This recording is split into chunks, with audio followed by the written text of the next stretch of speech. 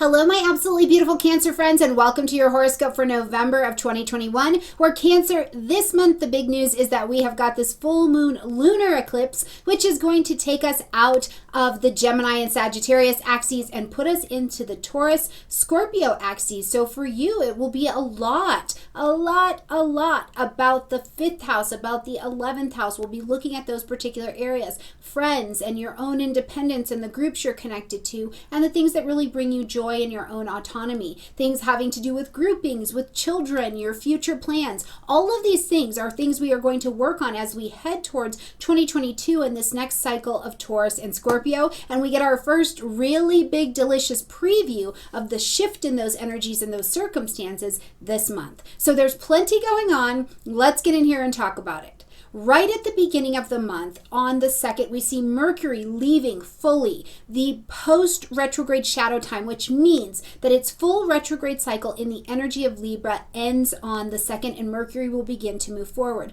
Why we care about that is because it means that the thinking, the communications, the decisions that we're making are all full steam ahead. Now, the beautiful part is that in regards to relationships and Cancer, during the Mercury retrograde in Libra, how many things came back up for you around relationships, around things at home? Did somebody move into your house? Did somebody move out of your house? What changed around relationship ideas and concepts? Because now you have the clarity to move through them, knowing that you've likely tied up the loose ends that needed your attention, or at least you are much more prepared with information that can help you tie up those loose ends as Mercury continues its journey forward.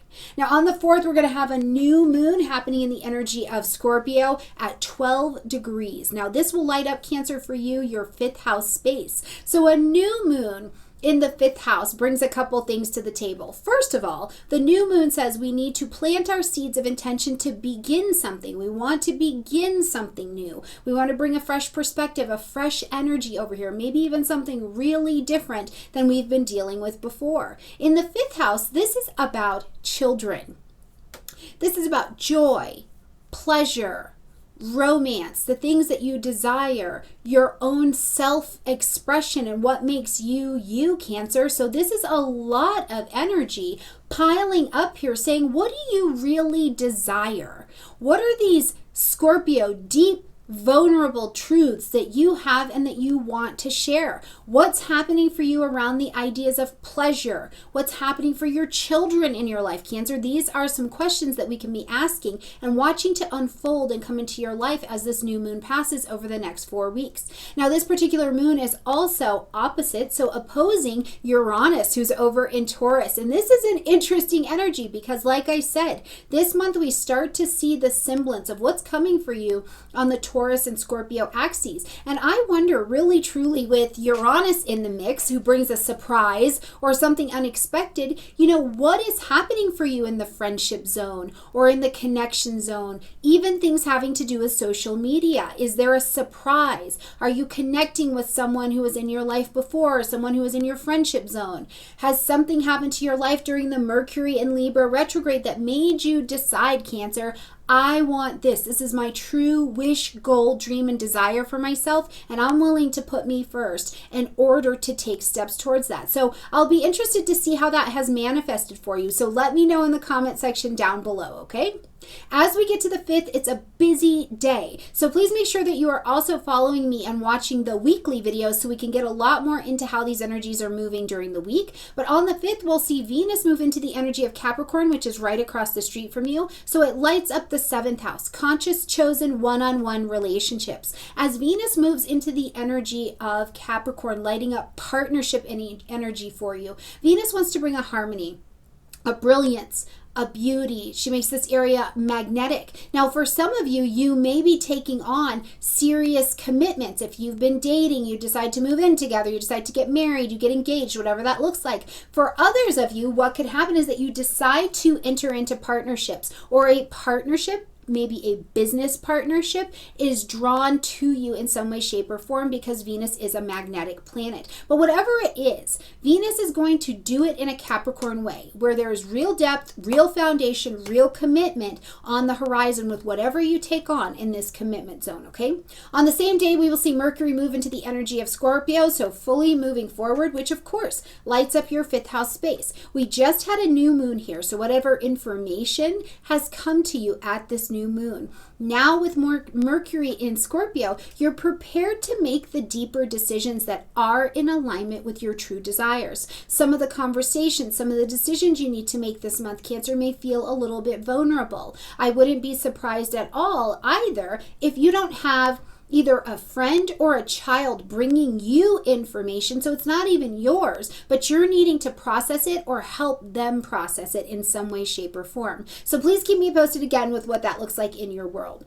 On the 17th, please take note, circle this on your calendar. Venus is going to enter pre-retrograde shadow time in the energy of Capricorn at 11 degrees. So you want to know where that's at on your particular chart.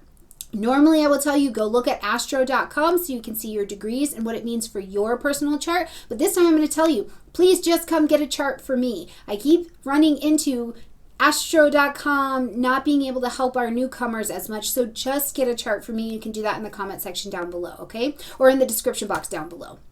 But as Venus enters this pre-retrograde shadow time at 11 degrees of Capricorn, what we're going to see is what you're going to work on as Venus hits that retrograde when we get to December.